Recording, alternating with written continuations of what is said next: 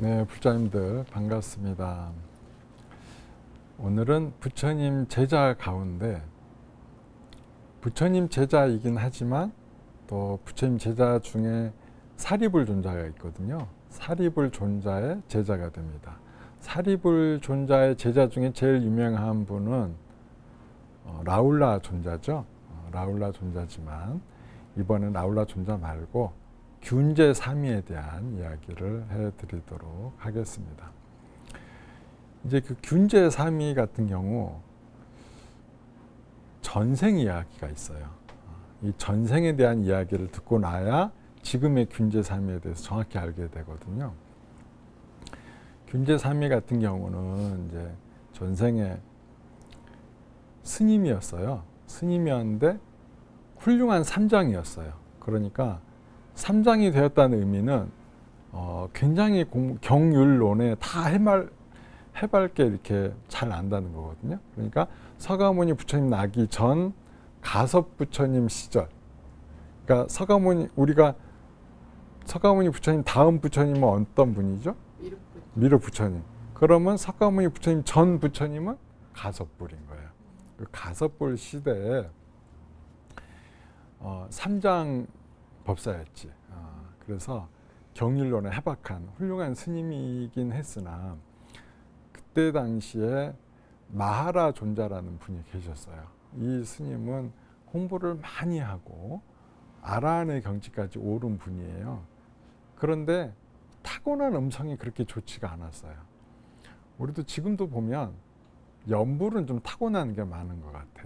연불은 뒤에 노력한다고 잘 안 바뀌어요. 노력은 많이 하는데도 원래 타고난 음성이 좋은 분들은 정말 너무 잘하시고 그렇습니다. 그래서 이 마하라 존자 같은 경우는 그렇게 그 음성이 좋지 못해가지고, 그렇지만 또 신심은 지극하시니까 부처님 이제 개송이나 법문을 늘 외우고 다니셨어요. 근데 그 음성이 좋지 못해서 들으면 그렇게 신심 나는 소리는 아니야.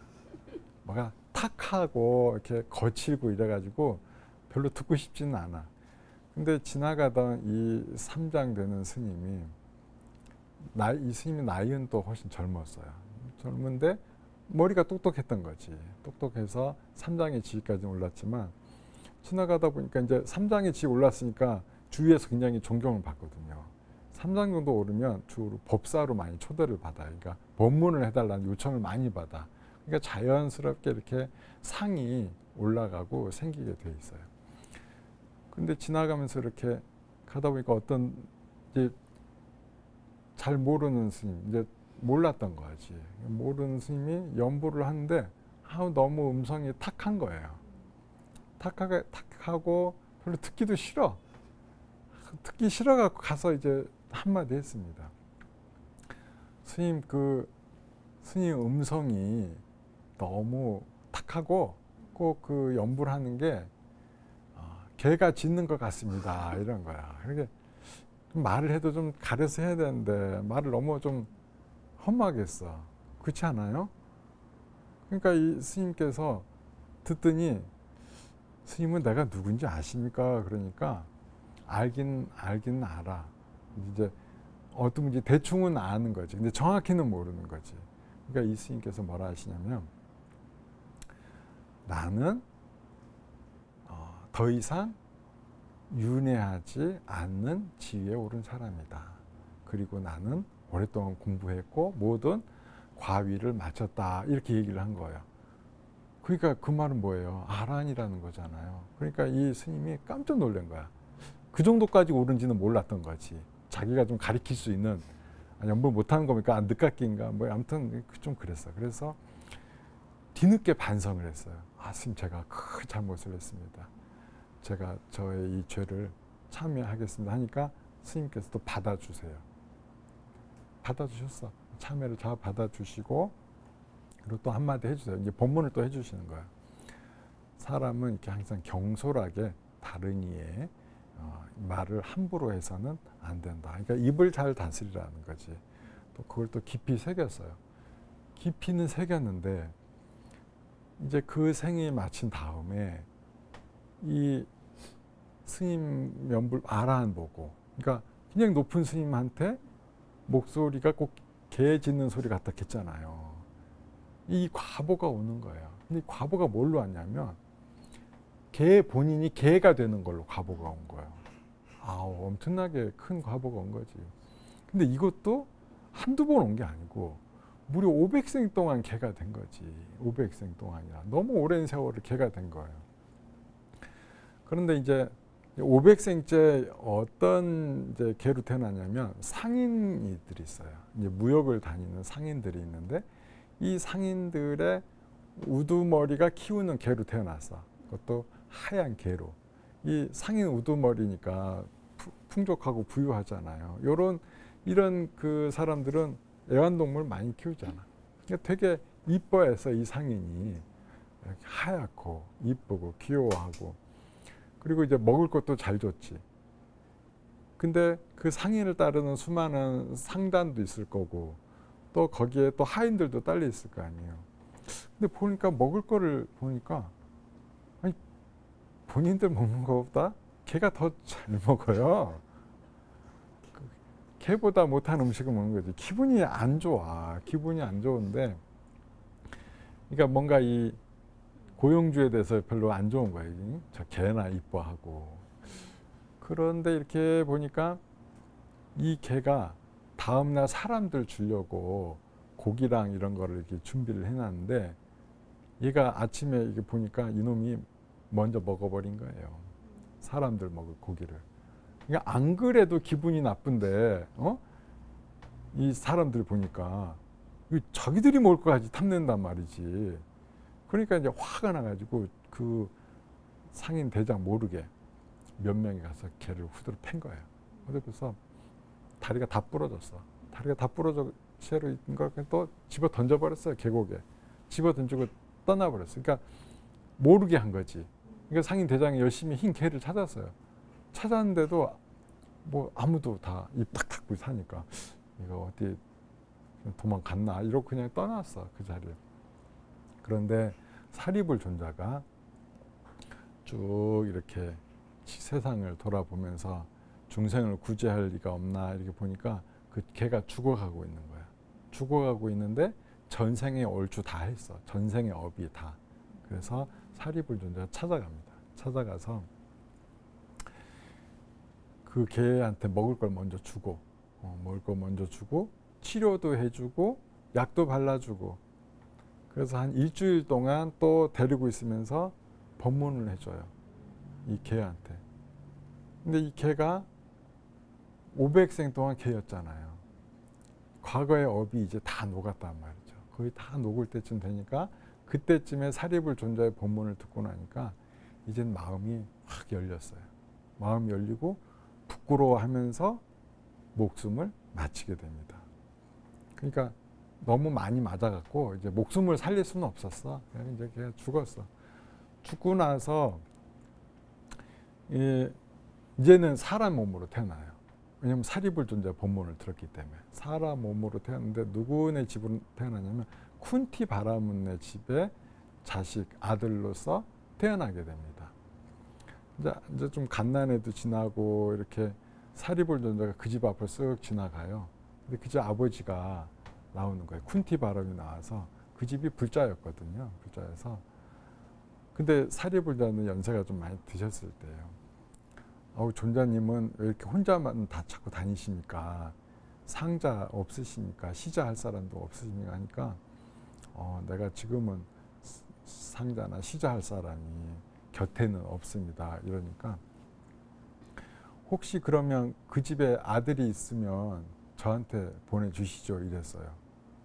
그러니까 이제 아들을 출가시키라는 말이지. 근데 신신 깊은 쿤티 바라문이 사리불자의 그 얘기를 듣고 지금은 내 자식이 있긴 한데 이름이 균제입니다. 근데 너무 어리고 스님 시봉을 못할 테니까 한 조금 커서 제가 스님께 시자로 보내드리도록 하겠습니다. 이렇게 약속을 했어요. 그래서 애가 한 7살쯤 됐을 때 사리불 존자가 찾아옵니다. 7살쯤 되면 이제 얼추 됐다는 거지. 그래가지고 진짜로 쿤티 바라문이 이 아들을 너는 이 스님께 가서 배워라. 진짜로 출가시켜요. 그럼 사리불 존자가 어떻게 하냐면 부처님께 또 데려갑니다. 부처님께 데려가가지고 부처님께서는 균제삼이한테 기회를 줘요. 기회를 주고 법문을 설하고 또 얼마 안 있다가 또 사리불 존자도 또 법문을 해주죠. 스승이 됐으니까. 그러니까 스승은 사리불 존자인 거죠. 그런데 얘가 절에 들어온 지 얼마 되지 않아 가지고 7살 때 아란의 지위에 오르게 돼요. 너무나 놀라운 일인 거야. 뭐 이런 일이 없지. 너무 어린애가 거의 뭐 장로급의 위치에 오르게 된 거죠. 그래서 아난이 또 이제 물어봅니다. 부처님, 저 어린 균제삼이는 어쩌다가 저렇게 출가하자마자 저렇게 높은 경지에 오르게 됐습니까? 하니까 부처님께서 일러주십니다. 어떤 거? 이 균제삼이의 전생을 일러줘요. 전생에 3장까지 오르며, 그러니까 공부가 됐었던 거지. 이 높은 단계로 가야 되는데, 그 다음 단계로 가야 되는데 업이 막혀 있었던 거예요. 그것도 아라한을 비난했던 업. 큰 스님을 개 같다고 비난한 업으로 500생 동안 막혀 있었던 거죠. 앞이 꽉 막혀가지고 이제.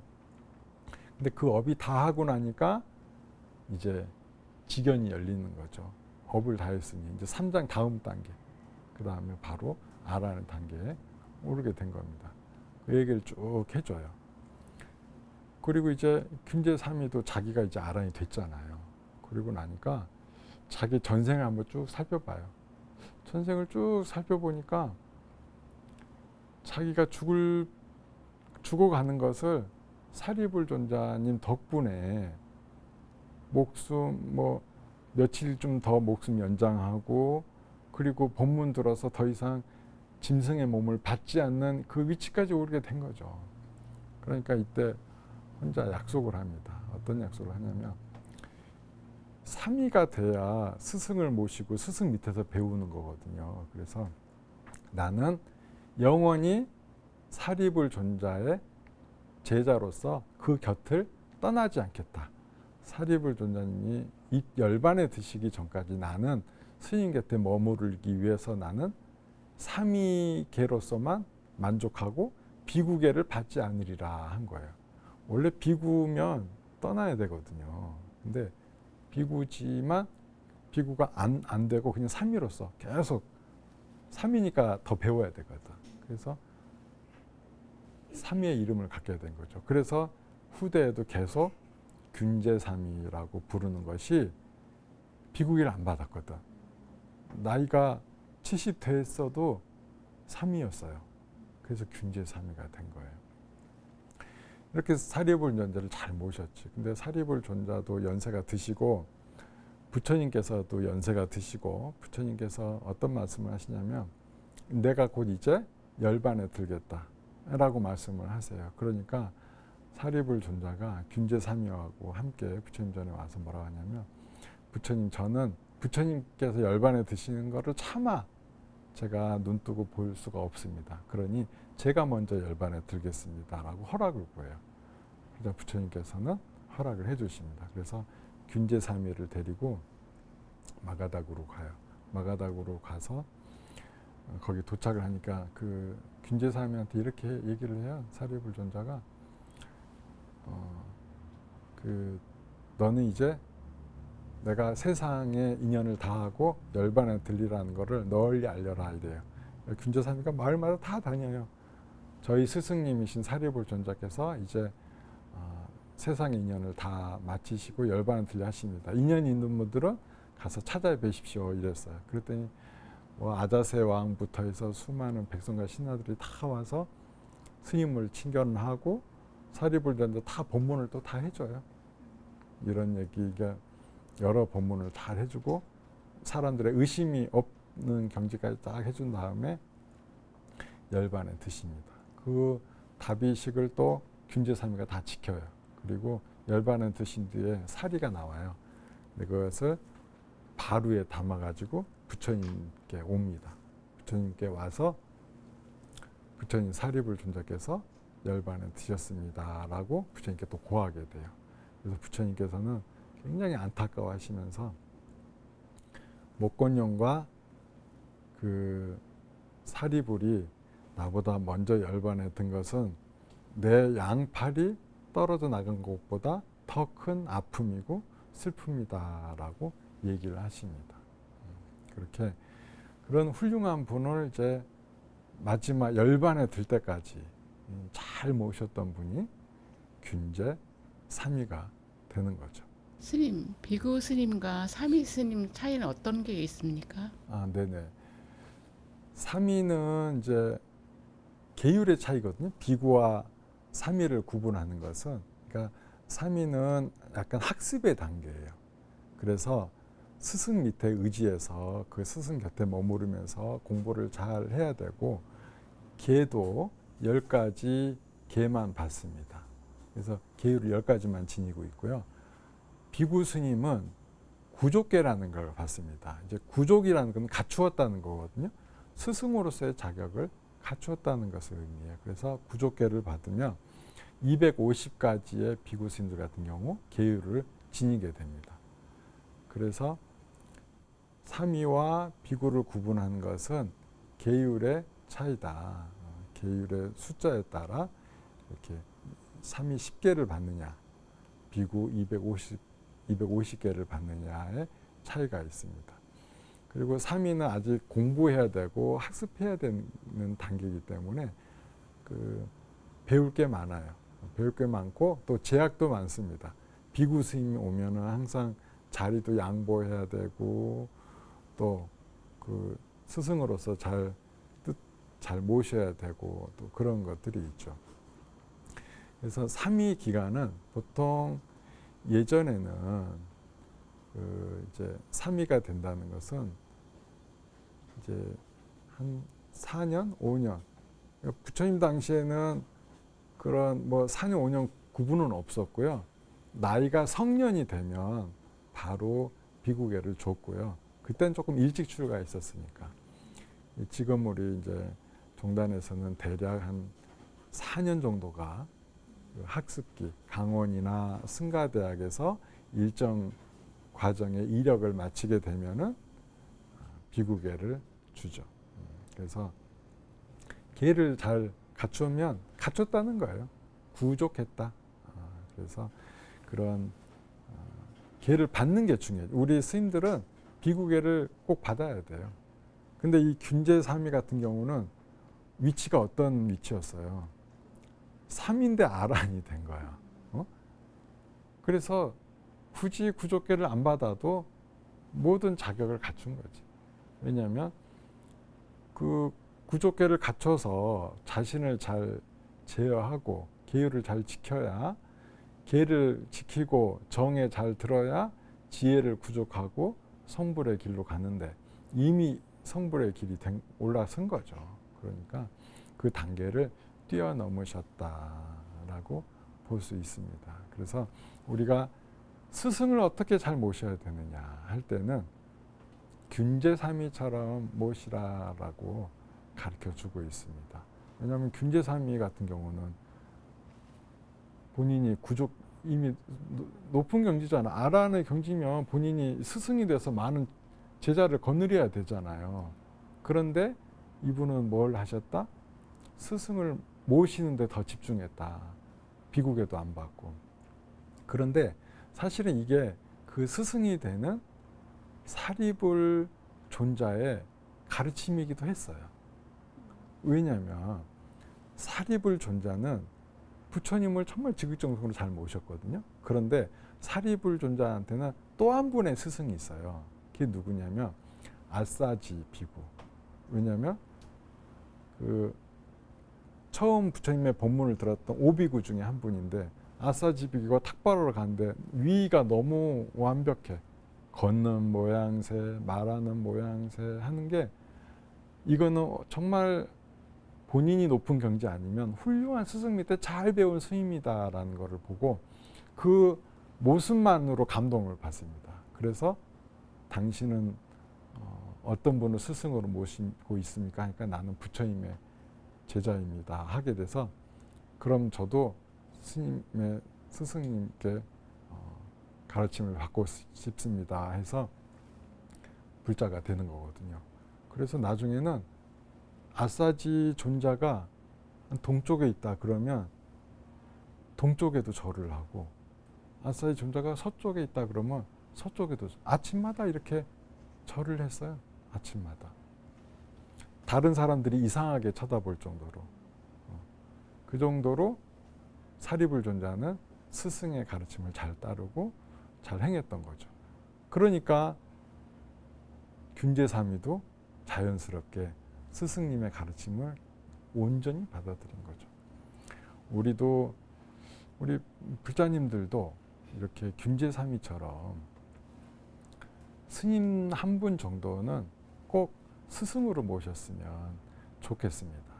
여러분들이 다니는 절의 주지 스님이랄지 또는 예전부터 인연이 있었던 스님을 그냥 불자와 신도의 관계뿐만 아니라 스승님으로서 모시고 가르침을 잘 묻고 의심나는 거 있으면 항상 물어보고, 그러면 우리 불자님들의 그 앞길이 훤히 열리게 됩니다. 스님들의 높은 수행력으로서 불자님들의 길을 잘 밝혀줄 것이기 때문이죠. 그래서 꼭 스승을 한 분을 모셨으면 하는 생각을 갖고 있습니다. 그리고 우리 여러분에게 가까이 있는 또 스승은 BTN이 아닐까 또 생각을 합니다. 여러 훌륭한 스님들이 이 방송을 통해서 좋은 법문을 해주잖아요. 그래서 많은 ARS 후원을 해주신다면 큰 도움이 될 것입니다.